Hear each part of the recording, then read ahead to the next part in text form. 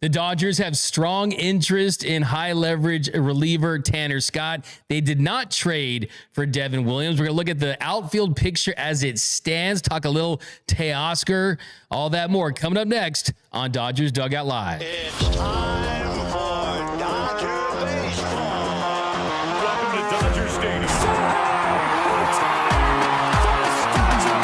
This is the golden age of Dodger baseball. The Dodgers are building a dynasty. You guys ready to parade?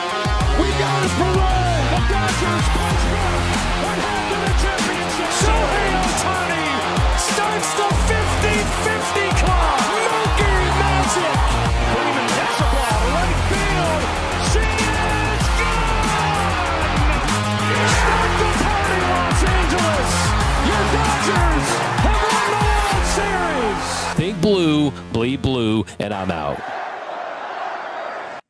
What is up, Dodgers Nation, and welcome to another episode of Dodgers Dugout Live. Everything you need to know about your boys in blue in less than an hour. My name is Doug McKain. You can follow me on X and Instagram at DMac_LA.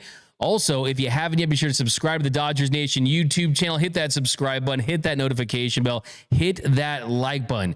Got 111,000 subscribers right now. Looking to get that number up. So definitely hit that subscribe button. We'd really appreciate that. Of course, every episode of Dodgers Dugout Live starts with the Dodgers Nation Dodgers Dugout Live poll question of the show. I asked you guys over on the X, what grade would you give the Dodgers offseason so far? And right now, 26% of you give it an A, 53% of you give it a B, 18% give it a C, and 3% give it a D or F. I think it's an incomplete right now because we're not fully through it, but I think so far they're going through their process and they're definitely on their way to getting an A. And we are back here from the winter meetings in Dallas. Lots to talk about. We had a great time in Dallas. Talked to Dave Roberts, talked to Andrew Friedman, talked to Jeff Passan and John Heyman and John Morosi, Bob Nightingale.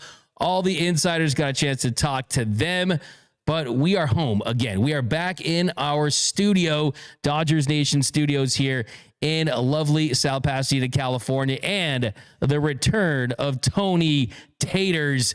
Antonio back in the mix. What is up, Antonio?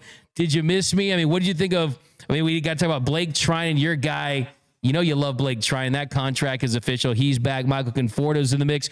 What did you think, Antonio, of the Conforto signing? Wrong mic. Yeah, I thought it was cool. I mean, I was kind of bummed out. I was hoping to see Teoscar Hernandez signing, but Michael Conforto, he's a good baller, dude. I've seen him hit a couple home runs IRL in real life. But, you know, I mean, I still want to see Teoscar. I was kind of like Maso Menos or so, you know. It's kind of one of those things. I mean, I think I have the same sentiment as a lot of Dodgers fans. You got to give you a let's go Dodgers for Tony Taters back in the mix. And then, yeah, people thought, oh, they signed Teoscar's replacement or something like that. I'm here to tell you that's not the case. But we got this Dodgers Dugout Live lid. What do you guys think about that? Would you cop one of these? If these were available, let me know down below. A little prototype happening right there. But yeah, no, I totally agree with you. That's kind of how it felt. But we're going to get some of the details on Michael Conforto's contract a little later. Same with Blake Treinen's a little later. Some more thoughts on the outfield picture. But every episode of Dodgers Dugout Live starts with the leadoff, the hottest story in Dodgers baseball. Leading off, the hottest story in Dodger baseball. Now, leading off, we're going to talk about Devin Williams and the fact that he was traded, and it's not the Dodgers. We're going to start with the high-leverage super reliever that the Dodgers are linked to that's still available and they could sign. So a couple days ago, insider Ken Rosenthal, he said that the Dodgers are in on Devin Williams and they're also in on Tanner Scott. Well, Devin Williams is off the board. He's headed to New York. Tanner Scott, though, is still available. And Robert Murray, he said, MLB insider Robert Murray said on his podcast, The Baseball Insiders, that the Dodgers have strong interest on Tanner Scott.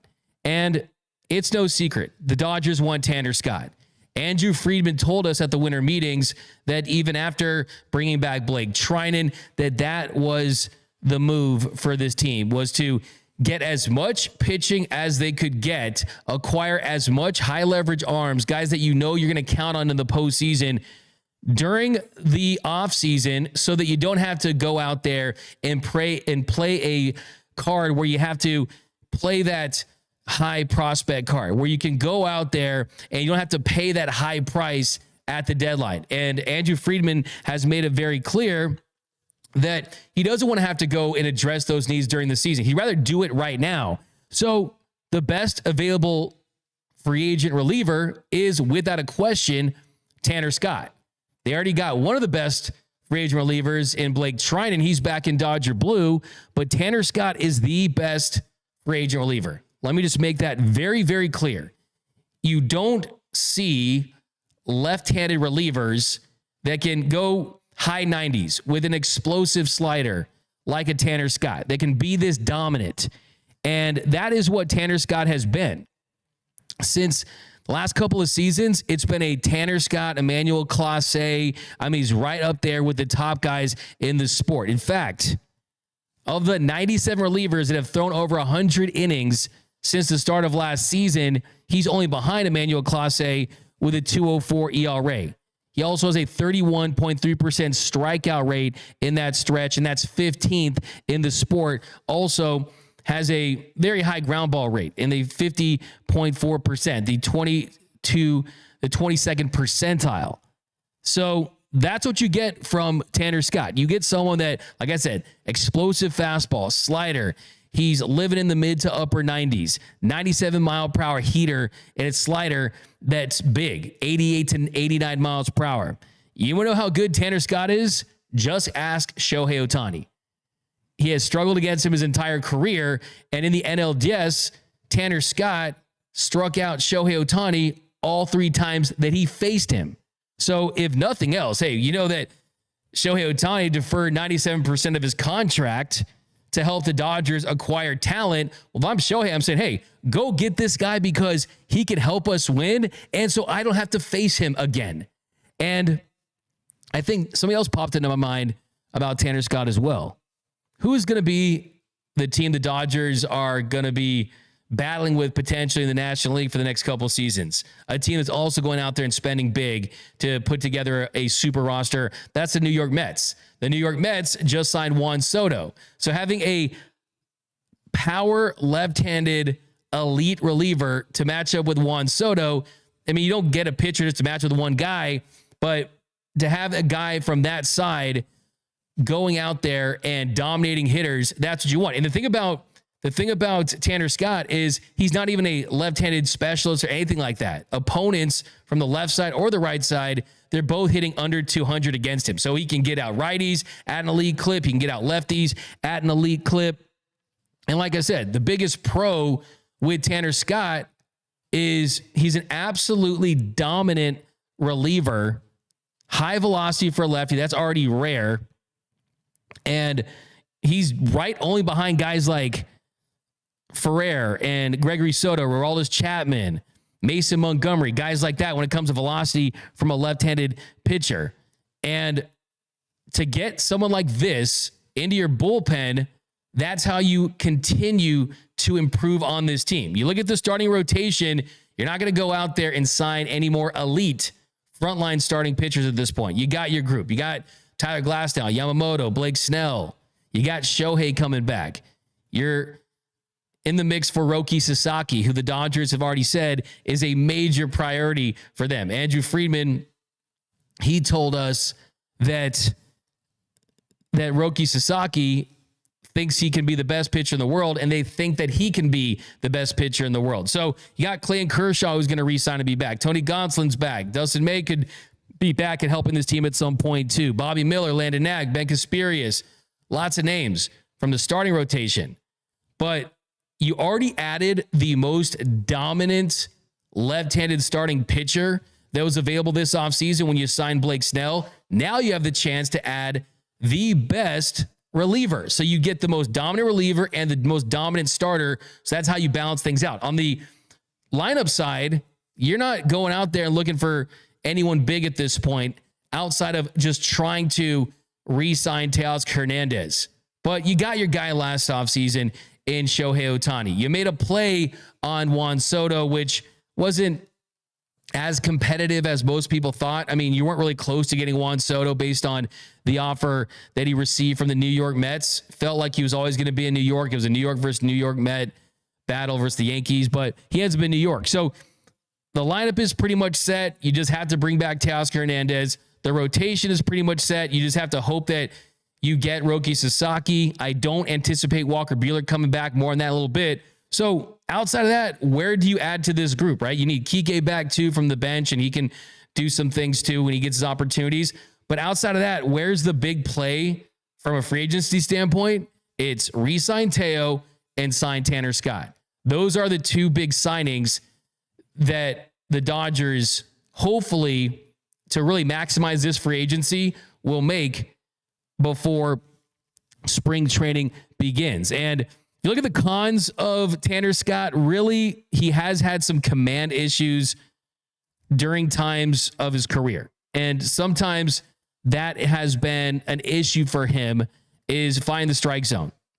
Last season, he was in the 7th percentile in walk rate, 12.2% walk rate. But I think that will improve if he does sign with the Los Angeles Dodgers for several reasons. One, he has a 67.7% first strike percentage rate. That tells you that really the command should be better and that he does have the power to get those walks down, right? The best pitch in baseball is strike one. And he has shown the ability to do that at an above average clip. So I think that will improve with the Dodgers. And you look at everything else, though, I mean, all of his underlying metrics are elite. Expected ERA, 90th percentile. Expected batting average. Fastball velocity for a lefty averages 97 miles per hour to the 91st percentile. Average exit velocity also limits hard contact. He's in the 100th percentile in average exit velocity. The chase rate above average. Whiff rate, 92nd percentile. Strikeout rate, 86th percentile at 28.6%. He misses barrels. He limits hard contact. He gets ground balls at an elite rate. So really the only thing that he does at a below average level is the walk rate is higher. That's the only thing that he does at a below average level. Everything else, the lowest of anything else, is his chase percentage at 84%. Everything else is either 84 percentile or above in every single metric that you want. So yeah, Tanner Scott is that guy. And typically the Dodgers don't go out there and make plays on the mega super relievers, but they did pay Joe Kelly. They have brought Blake Treinen a couple different times. You did go out there and you signed Kelly to that extension way back when on that new contract. So it's not like they have never gone out there and spent on relievers. And I think in this case, it makes a ton of sense for the simple fact that he can be plugged into a bullpen that was covering 68%, over 68% of the outs in your World Series championship run. So the Dodgers now know that even if you load up with starting pitchers and when the season starts, you have guys on paper that you want to go 6 innings, 7th innings, and you hope that you go that route in the postseason, they know that that's not how the story goes. They know that when it all unfolds and then when the rubber meets the road in the postseason, that high leverage relievers win. The Dodgers' most important game was game 4 of the NLDS before everything that happened after that, right? You did that with a bullpen game. So they realized the value and the importance of a dominant reliever and how impactful that is. Blake Treinen, the big innings that he went in game 5 of the World Series to get to Walker Buehler. They know that having a high leverage guy going up against elite hitters and facing the middle of the lineup, how big that is. Another thing too, you want to add when it comes to Tanner Scott is the fact that the Padres, they weren't able to offer him the qualifying offer because he was a midseason trade. So that's another bonus. The Dodgers can sign him outright and they do not need to give up a draft pick. They do not need to forfeit any international bonus pool money. So that is what the Dodgers have right now is cash. They're printing them greenbacks. They've got the Benjamins. They've got the dough. Not only you got the deferred money from Shohei, you're making tons of money. they can absolutely afford a Tanner Scott, even if it is on a contract that's north of $60 million, right? And the good thing about that is you don't have to pay him $100+ million like the Mets had to pay Edwin Diaz, like the Astros had to pay Josh Hader. You don't have to pay that kind of money for Tanner Scott, and his prime, his peak years is going to fit with this group. So I think it's perfect. I mean, I think if Tanner Scott was a couple years younger or anything like that, and he was looking at 5-year deals, 6-year deals, or something crazy like that, then it wouldn't necessarily fit with this current iteration of the Dodgers prime players, the core roster that they have built. And I think that you look at the 4-year deal that Rocio Iglesias signed, $58 million for that. I mean, you kind of look at some of the comps out there, and I think that I think Tanner Scott is an absolute explosive pitcher. I think the Dodgers, he's their guy right now. And I think that you have to feel really good about the Dodgers signing Tanner Scott. I mean, they saw a lot of him. He saw a lot of them. Why not come to LA and win a World Series? If you've been watching this show, by the way, how long have we been talking about Tanner Scott? I think I was talking about Tanner Scott before his family was even talking about Tanner Scott. I mean, we've been pushing for him on this show for years now when he was on the Marlins because he gives you that dominance that's rare to find from a lefty, but I need it. I need to see Tanner Scott in LA. But Antonio, what do you I mean, you see the highlights, man. I mean, He throws gas for sure. And we were talking earlier, Shohei would probably love to see Tanner Scott with the Dodgers after seeing him struggle against him in the postseason. I mean, why not add another high leverage reliever in the team? He throws gas. You see the breaking stuff. It's good. It's there. Why not bring Tanner Scott? Come on. At 100%. Hit it on the nail right there. I mean, all those factors in just the fact that, hey, that's where you improve your roster at this point. But let me know down below in the comment section. Do you want to see Tanner Scott in Dodger blue? Francisco Diaz. What up, Francisco? D-Mac. I sat back and watched MLB's mini movies of each of the Dodgers postseason series. And guess who's all over it? Teo. He needs to come back home. That's a home run right there. I'm going to give you a comment of the show. You win. Perfect. Yeah, look, as I reported yesterday, with Teoscar Hernandez, what I'm told is the ball's in the Dodgers' court as far as getting a deal done. And look, the Dodgers are still his priority, and the Dodgers still want him back. And that's pretty much all we can say right now is that both sides are motivated to get something done. But I do think for the Dodgers, they have kind of set their price right now, and they're going to sit on that. And then once negotiations kind of pick up again, we'll see what happens. We'll talk a little more Teoscar a little bit because we've talked a lot of Teoscar this week when it fits some of these other topics in. But we got a 199 super chat from Malachi Ferreira. If D-Mac talks about him, then they're future Dodgers. Hey, little fire take right there. We're in the Easter eggs on this one. Chat, what up, Brianna Rochelle? What would be the max you would give a Tanner Scott? Like I said, I think you look at where the Dodgers are at financially after the Conforto signing, after the Blake Treinen signing. The Dodgers, they're already way, way up there when you look at their roster and what they've spent. And you're already looking at a competitive balance tax that is going to be a pretty big penny. So I have no issue giving him in the $60 million range because of the dominance and just because, look, I mean, you're willing to give Juan Soto close to $600 million, right? You're willing to give Juan Soto something in that range. Why not? I mean, why not 4 years over $60 million? And then you've got Tanner Scott on your team throughout the prime of Mookie and Shohei, what's left of Freddie. So it really aligns with that. And I know it kind of goes against typically some of the Dodgers rules that they don't follow any rules. They don't have any hard and fast rules, right? But it's kind of not customary for them to go this big on a reliever because they know they can find guys. But he's got that special stuff. Like I said, I mean, you look at his projections for next season, and he's around a 3 ERA guy with a strikeout rate close to 30%. So I just look at it like this. Kopech, dominance as a righty. Tanner Scott, dominance as a lefty. Evan Phillips, also one of the best relievers in the sport, right? Bruce Dar will be back at some point. I mean, I think as a core part of this bullpen, you're looking at a very, very dominant group that, let's just be honest, this team would not have won the World Series if it weren't for a dominant bullpen during the postseason. So it's going to be absolutely huge if they're able to land him. But when to switch gears, we'll talk some more Tanner Scott. Let's go, Mr. G, think blue, bleed blue. Let's go, Teo and Tanner. I'll give you a little charge for that. We got Dylan McKay. Do we think 575 would get Tanner Scott? Because I'm fine with that contract. Then you're talking a little more years than I would really like with him. I mean, with the thing about a reliever, they're volatile from year to year. He's 30. So, I mean, that's definitely a prime free agent age. So that'd be a little much. I'd prefer a 4-year deal. Prestige, Zodiac. I'm sold. Let's get this Scott dude on the team. There you go. There you go. Could sell ice to an Eskimo, baby.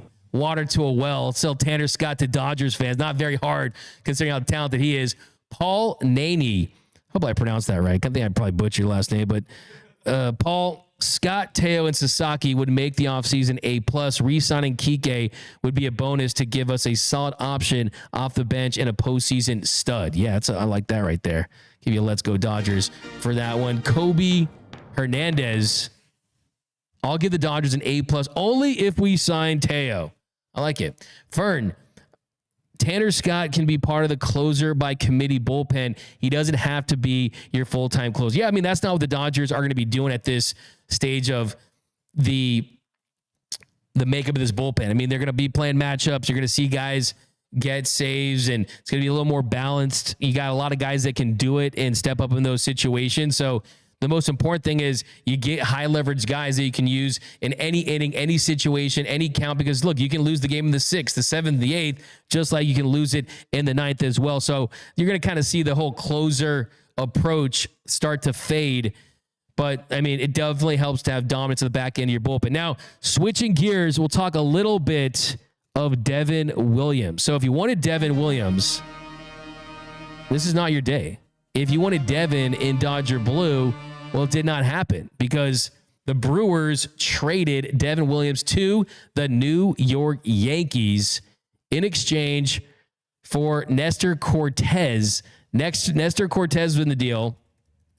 And you also get some prospects as far as a guy that can, Caleb Durbin, he was in there. There was cash in the deal. So he's an infield prospect that wasn't even a top 30 prospect for the Yankees. But the Brewers kind of know what they're doing. A lot of the times you got to kind of give them credit, and you got to kind of veer on the side of trust if you're a Brewers fan. But that's a big name reliever that the Dodgers were interested in. So we know now the Dodgers want an elite reliever. Devin Williams was certainly that guy that could have provided a lot of explosive depth and just the ability. And look, let's be honest. That airbender, when Devin Williams is right, he's just straight up nasty. But the difference is if you had traded for him, you would have to give up prospects. And on top of that, he was under only one more year of team control.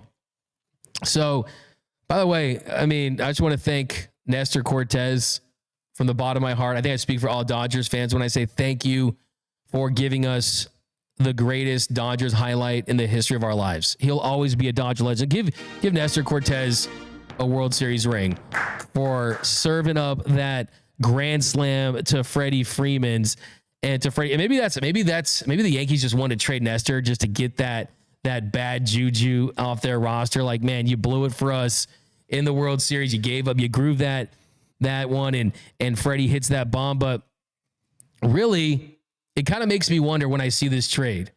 The Dodgers were heavily linked. Is that the Brewers driving up the price for Devin Williams to trade him to the Yankees? Because you look at the package that they got, I mean, Durbin is infield depth, but not elite.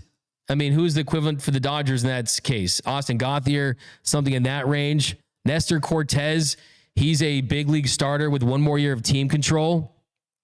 Who would the Dodgers include with something like that? Would you include a Landon Knack? No, that wouldn't make sense. I mean, Dustin May is technically under one more year of team control, but it's not like he's a veteran or anything like that. He's coming off an injury. So really, if that's what the Brewers were looking for, of course you can include a third team in a deal. You can find other players that are attractive to them, but still, for everyone out there that was trying to put Gavin Lux in a Milwaukee Brewers uniform just because he's from Kenosha, Wisconsin, well, I've got bad news for you. Gavin Lux is going to be your starting second baseman on opening day. Gavin Lux is a player that they still believe can help them win championships. So he will not go to Milwaukee. He will not go to Wisconsin in that deal.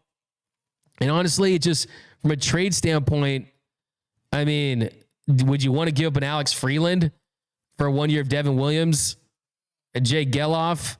I mean, I think for me, I'd much rather go out there and sign Tanner Scott for a couple of years. Because look, I mean, Devin Williams is great, don't get me wrong, but the resource that the Dodgers have over teams is money. Lots of it. Lots of dollar bills. But when you win like the Dodgers do and you win World Series championships, the system is designed for you to not be able to replenish the depth of your farm system as much and to have international bonus pool money and to have high draft picks. So keeping farm system prospects there in case you do have to address it during the season, it kind of makes more sense. Because that's kind of where I'm at too when it comes to making trades. It better be for someone that you really love, someone that might be under multiple years of team control versus a 1 year rental. Because now the Dodgers, if they enter the season by acquiring all their talent via free agency and you still have those prospects, well, hey, yes, you are talking to the guy that says trades over prospects, but it's, even though the price of players is higher and Friedman has already said that he doesn't want to make trades, look, you never know what's going to happen during the course of a season. Who's going to get injured? Who's having a down year? What areas you need to improve upon? So having those bullets in the farm system that you can use at the trade deadline makes more sense, just because at that point you'll have specific needs that you'll need to address. You'll have all the information about the first part of your season and you'll know exactly what areas you need to improve. So I like the fact that you're not going for broke on a Devin Williams from a trade standpoint when you can acquire a high leverage elite reliever via free agency and you can keep those trade chips. You never know. I mean, look what happened in 2021. Look what happened in 2021. You lose Dustin May, Trevor Bauer goes down. You end up having Buehler and Julio run out of gas. I mean, Clayton Kershaw goes down. You end up trading for Max Scherzer. So you never know when you're going to need to make a move. And I think that keeping as many prospects in your farm system now definitely makes sense, unless it's for the perfect player, a guy you love, someone you want to extend, someone that's under multiple years of team control. So look, good for the Yankees. They're still in this post we lost Juan Soto phase that they're in. And look, the Yankees, I think, got a really good package, but then again, it's the Brewers. It's the Brewers, man. You can't ever discount that team because they're a franchise that trades players before they enter free agency and still are able to stay competitive and compete for division titles and make the playoffs, even though they're not working under the same financial parameters as other teams like the Dodgers, the Yankees, or the Mets, teams like that. But let me know down below in the comments section, are you disappointed that the Dodgers didn't get Devin the Airbender Williams? Antonio, I know you're sad today. That was your guy. Oh man, I love Devin Williams. Like you mentioned that Airbender. Oh, what's up? Oh, is that Noel? Noel, I'll get out of here for now. No, but yeah, for real. Devin Williams, I was a little bummed. I expected Gavin Lux to go. I was part of the whole crew, like, oh, just because he's from there. Actually, I went to a Dodger game 2021 where the Dodgers hit 2 grand slams. It was AJ Pollock and Matt Beatty. Wow. And then right after that game, I just went down. There's a whole crowd of people just saying, what's up to Gavin Lux? I'm like, Gavin Lux! Turned around, gave me the thumbs up.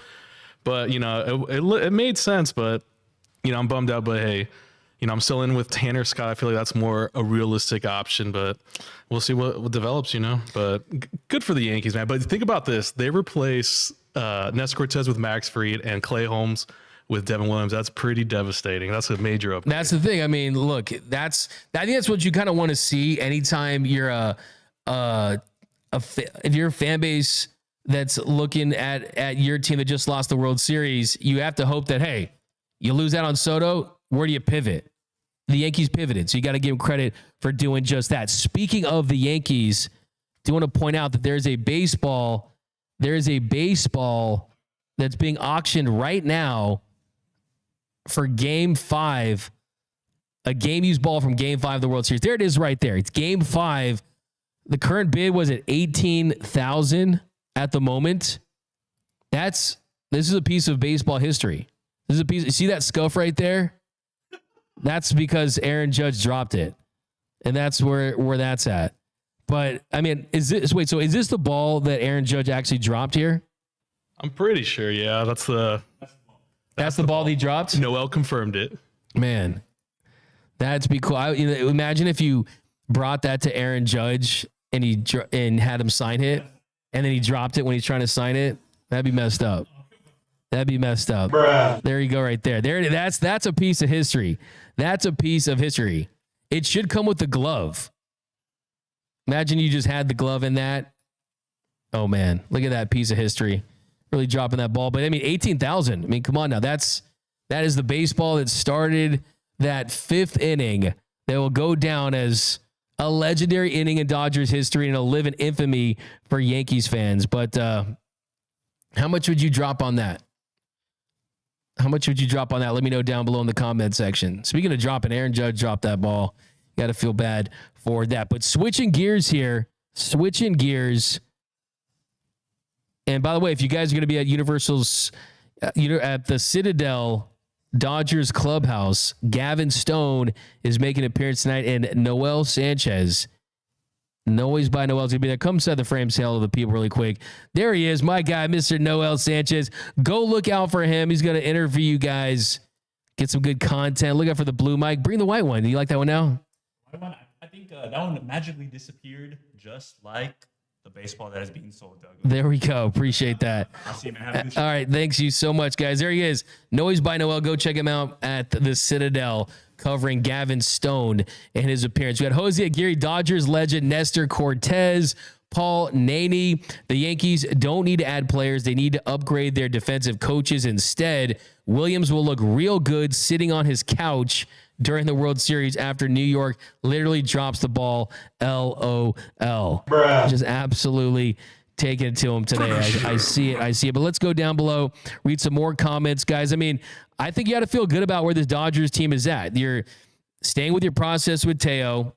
Brianna says a piece of Dodgers history over on YouTube. A piece of Dodgers history forever, man. Just dropping the ball on that one. And like I said, you imagine having Aaron Judge autograph that and you hand it to him and he drops it as he's doing it. That sounds like a Seinfeld episode or something like that. But that's a fire take from Brianna over on YouTube. We got that Pete Alonso home run off Devin Williams will forever be engraved in history. That's the thing too. I mean, it's a good point that is a fantastic point, is that as great as Devin Williams is, he looks human against Pete Alonso in the postseason. And even the best of relievers can have off moments. And there you go.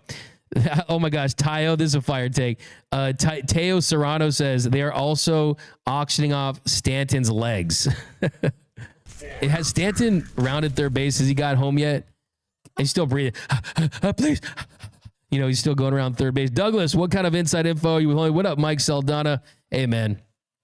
Derek Mulder, they should auction the base that Cole didn't cover. That's the real hero. I like that.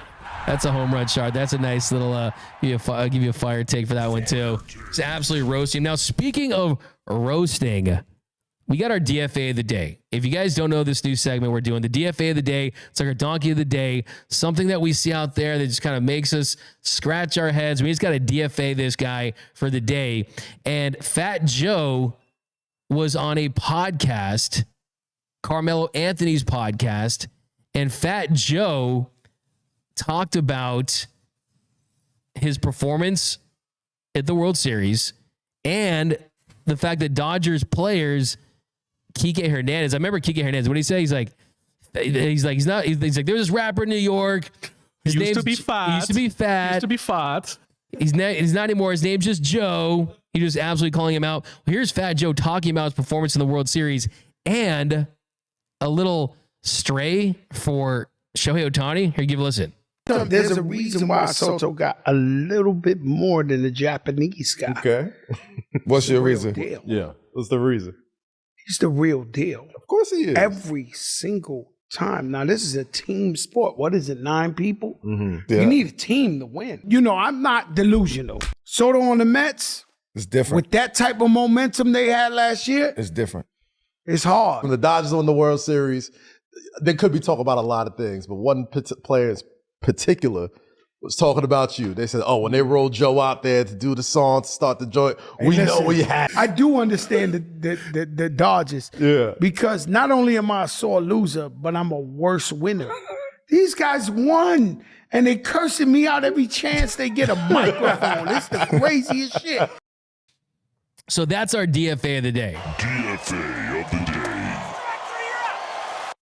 Fat Joe out there saying that's why Soto got more than the Japanese guy. First of all, if you don't know the name Shohei Ohtani, you should not only be not performing at a baseball game, but you shouldn't be attending a baseball game. His name is Shohei Ohtani, first of all. And second of all, look, you know how they say it ain't over until the fat lady sings? That game was over when Fat Joe sang.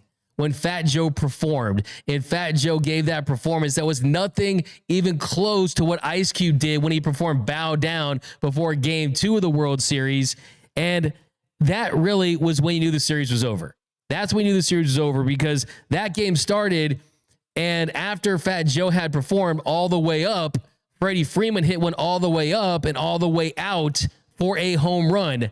And the Dodgers never looked back. And look, I think at this point, the Dodgers look for things to kind of rally. And let's just be honest, man. LA over New York. West Coast over East Coast. I'm not here to revive the West Coast, East Coast rivalry, but I think that you look at that matchup right there. The Dodgers won the matchup on the field. They won the matchup with the Rappers. So, hey, Fat Joe, come on. Like that, the only thing, look, it was not a good performance at all. And look, that happens, but to not know Shohei Ohtani's name, and the craziest thing too, the most insane thing about all that is to act like Juan Soto signing for more money than Shohei Ohtani means that he's a better player than him. That contract that he is signed is not going to age like Shohei's. Yes, Shohei was older, so it's less years, but Shohei's is 97% deferred. Shohei brings in money, and he's already helped deliver a World Series in year 1. Shohei Ohtani's contract could go down as one of the best in the history of Major League Baseball. I was talking to Bob Nightingale about this, and he said the 3 best ones in baseball history: Randy Johnson's 4-year deal, Greg Maddox's 4-year deal, and then Barry Bonds. He had a contract that, as far as value, is complicated with the roids, but still, Shohei is going to go down as one of the best contracts ever. And Juan Soto's, hey, we'll see how that is in year 50, in 56, however long that contract is. So Fat Joe, come on, man, just take your L. But let me know down below in the comment section, what are your thoughts on Fat Joe and his comments about how the Japanese guy, I mean, come on now, put some respect on Shohei Ohtani's name, okay? Jose Aguirre, $199 USD, gun to your head, name 5 Fat Joe songs. I could do it. I couldn't tell you one, bro. I could. Oh my God. Lean Back. Oh, of course. Lean Back. What's Love? I think he's featured in that one with Ashanti. After that though, man, I think that's it. Not looking good, dude. That's it, man. That's it. I tapped out at 2. Great point there, right? Great point there. Not a deep catalog for Fat Joe. It's a skinny catalog for Fat Joe. Put it that way. We got Leonardo Blanco. Hey, D-Mac, signed Teo already. Where do you think the hold up years or money? If Dodgers have the money, then let's go. Watch yesterday's episode. I mean, I saw you guys saying about the update. I gave you guys exclusive information about kind of the fact that he does not want deferrals in his deal. He might accept deferrals at the end of the day. That could change depending on how bad he wants to be a Dodger. But right now, they want to keep that on the low side. But look, like I said, you just got to be patient. You got to be patient. I mean, Kyle Tucker is now on the Cubs. I think that Cody Bellinger ultimately gets traded to the New York Yankees. And that's what I was told about Teo and the Yankees, is that they were shifting their priorities in New York to have a left-handed bat because they did not bring back Juan Soto. So just be patient. One thing I guaranteed, Teo will be wearing blue. Is that Blue Jay blue or Dodger blue? If I had to bet, I'd still say Dodger blue right now because he wants to be back. He truly does. And it's business. It's the part of baseball where it's business, okay? Hannah Bell. Hi, Doug. What's up, Hannah Bell? Give you a little let's go Dodgers down there. Slim Joe J_2. No Soto slander here. What's up, Justin Lambas? No Soto slander. It's not that's you know how highly I think of Juan Soto, the player. He's a first ballot Hall of Famer at this trajectory. He's the sixth youngest player to hit 200 home runs. Has 201 for his career at just age 26. We got BC in the comments. Fat Joe Dude is so relevant for Michael B. That song was so cheesy. Lean back. I said lean back. I got lean back. And there's got to be some more out there. Fat Joe songs. I mean, what other Fat Joe songs are out there? All the Way Up. That's his song. I didn't even know that was his song. Yeah, that's pretty much it, man. Yes. Okay. John Blaze. So yeah, that's the thing, man. I'm proud of myself. I named two. I didn't think I was going to get to two. Ashanti. We got One Hit Wonder Fat Joe. If this is from Pika Peep, if New York didn't agree to become a sanctuary city, Yankees might have gotten it done. I don't know about that. I don't even know what that even means. What's up with Tanner Scott? We talked about that. Philip Fountain. In my age demographic, Fat Joe is a 5-cent cigar and cop a dinner Java. I'd still like an Ice Cube better. Ooh. There you go. Comment on the show. Action from Philip Subia. There we go. Okay, let's switch gears a little bit. Let's go. Let's switch gears a little bit and talk about some of these contracts, because we got the official contracts for Blake Treinen and for Michael Conforto. And if you look at these contracts, if you look at the deals, kind of how they ended up shaping out, they look pretty standard. Really, nothing too eye-popping when it comes to their end-up contracts. Michael Conforto ends up getting a $17 million deal, an $8.5 million signing bonus, $6.5 million paid on January 15th, $2 million on December 1st, and then the salary for the season is $8.5 million. And then Blake Treinen gets a $5 million signing bonus, $2.5 million on January 6th, and $2.5 million on December 1st. And the salary in 2025 is $6 million and $11 million in 2026. So you're looking at Conforto counting for $17 million towards the CBT. Treinen's is $11 million towards that. So the Dodgers are around $330 million for your payroll in 2025. $330 million. So that already is past the $301 million Stephen Cohen tax threshold, which is the highest tier. Everything above that is taxed at a 100% surcharge rate. So that's big time money that they're willing to spend on this team, but that's how competitive this team is. Now, kind of going back to the grades so far. So my grade for the Dodgers winter meetings and their offseason so far, I have to give it an A. It's an A at this point, but it can be an A+, because I think it's going to be an A, because I still feel like they're going to, that A is because it's almost like they're a student that has an A after the midterm, and they're just such a good student that you assume they're going to get an A on the final, right? That's how I feel like the Dodgers. I think that is accounting for bringing Teo back.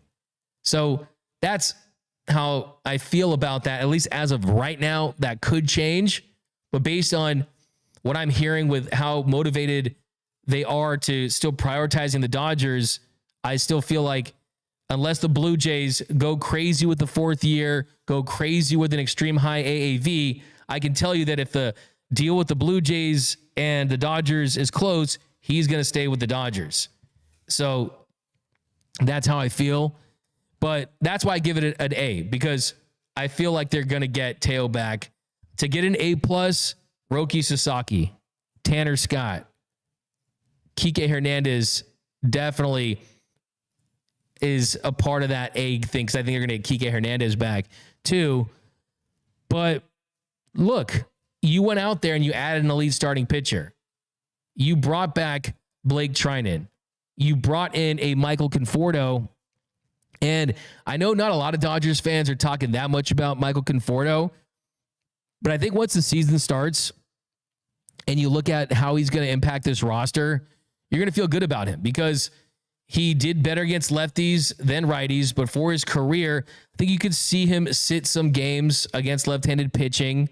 I think you will see Andy Pages get in there in center field, even when they do fill out this outfield picture. I think Andy Pages in center, he's got to face lefties.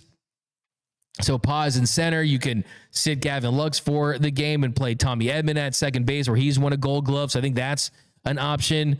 And I think with Michael Conforto, I think you got to think, when you look at his numbers, is he was 17% below league average at Oracle Park, which is the second worst hitters park in baseball, only behind T-Mobile Park up in Seattle.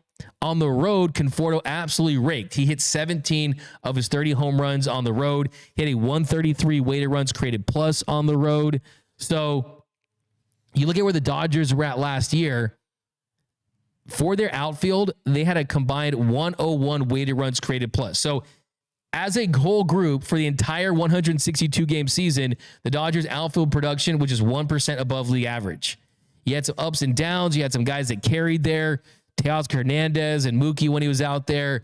But all in all, the outfield production was just 1 point above league average. So adding a Michael Conforto is going to be big. It's kind of eerie how similar his slash line is to Teoscar Hernandez.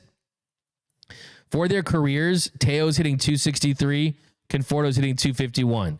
Teo has a 320 on base, Conforto has a 348. Teo has a 488 slug, and Conforto has a 456 slug. And Teo has an 808 OPS, and Conforto has an 804 OPS. So they're not replacements, right? Conforto's not a replacement, but if you can get what they got from Teo from the left side and bring Teo back, then you got yourself the makings of a much more productive offensive outfit. Also, Conforto can play average passable defense too.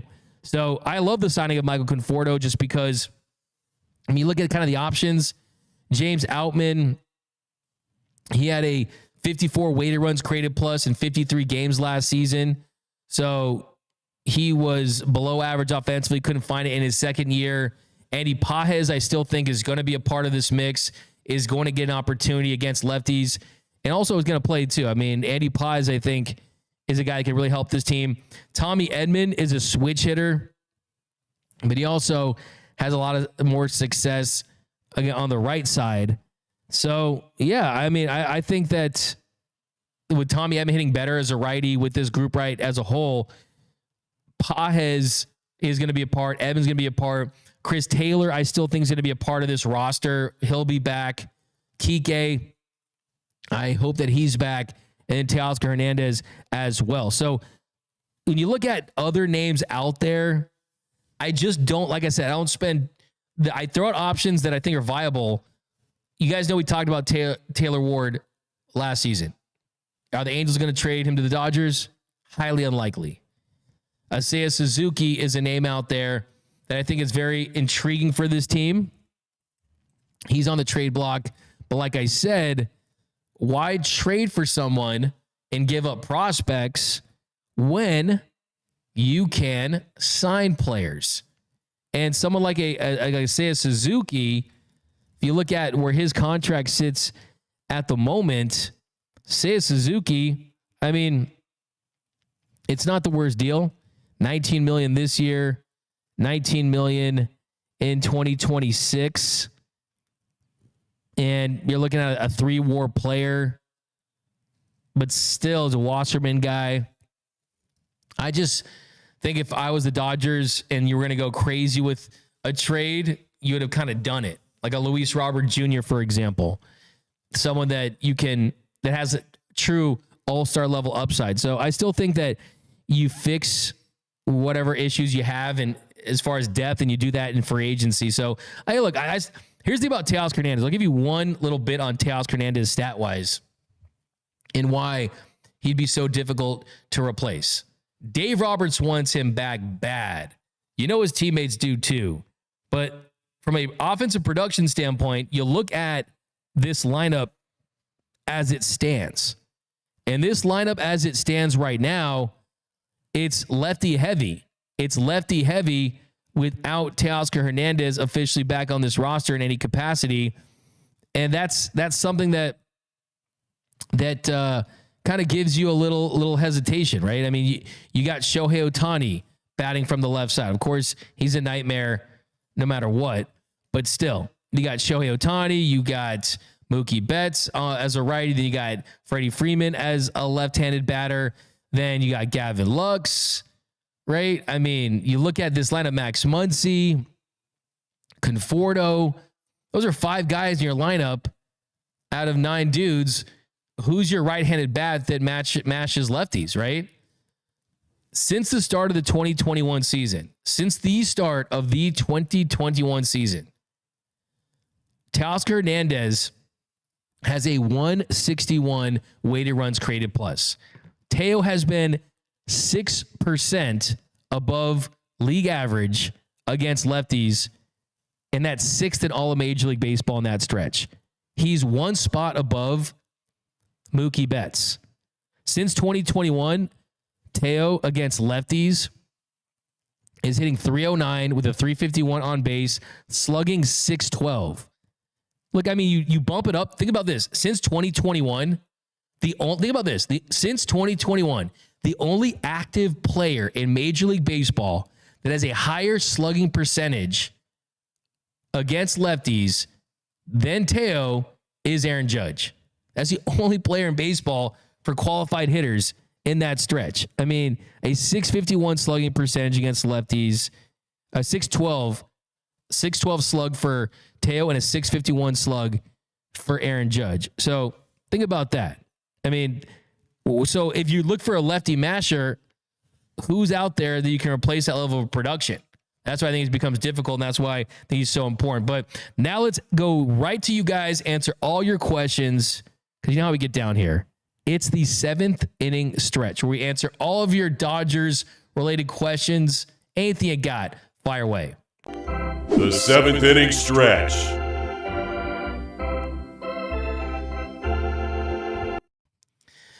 Raymond Renison, $10. Watch Soto is going to turn out to be a higher priced version of Manny Machado. Ooh, I disagree, but that's a fire take. I like where you're going with it, but yeah, no hate on Soto for me, but that's a fire take for sure.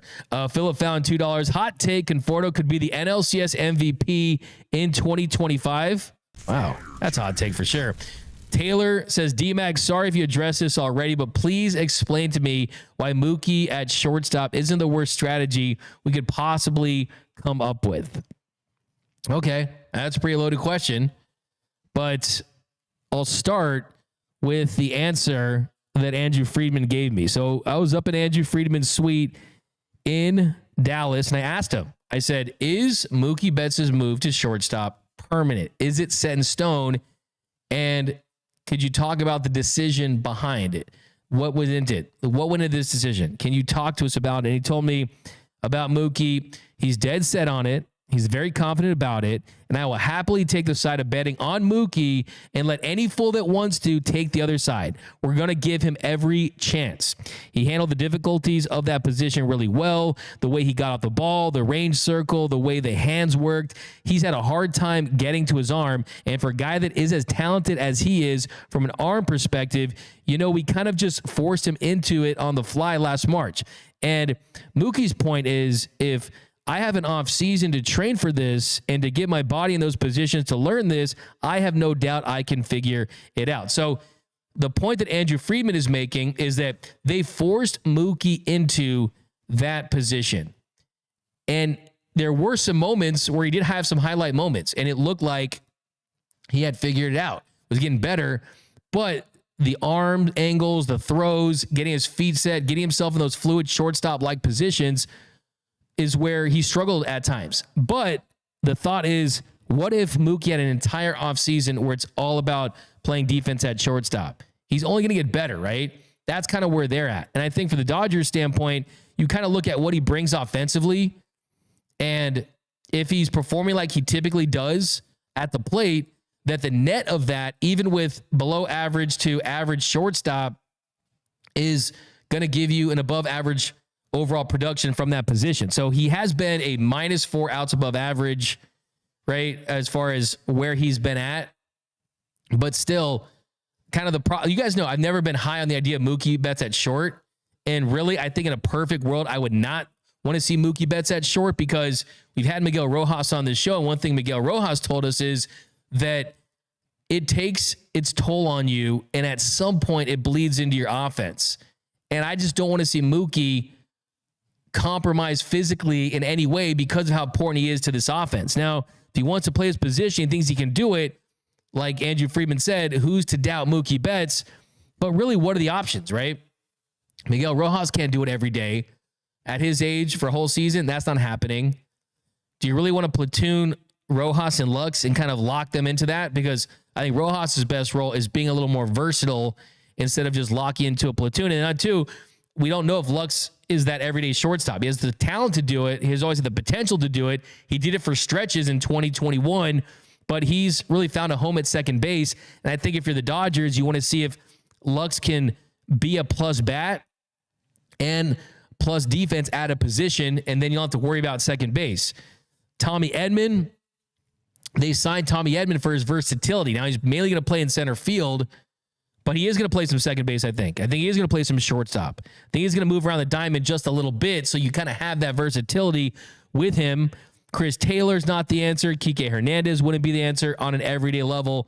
So you didn't go out there and sign a Willie Adames, and didn't appear like they were that deep into talks with Willie Adames anyway. So that's just kind of the thought process right there, is that there's only 10 above average offense and defense shortstops on the planet anyway. They don't grow on trees. So there's still a world where even if Mookie plays average to below average defense at shortstop, he's still a more valuable shortstop than a vast majority of anyone in the sport. So that's kind of the thought process right there. Speedy Claxton, 21,499. Appreciate that. Give you a let's go Dodgers.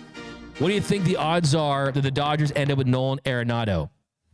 I think they're extremely low based on what I heard. I talked to his agent, Joel Wolf, about what a destination would look like and things like that. And clearly he would definitely approve of a trade to the Dodgers. Bob Nightingale told me that would be his top priority, but there's really not a fit for him, right? He's not going to play any other position, even though he has said he would move to first base.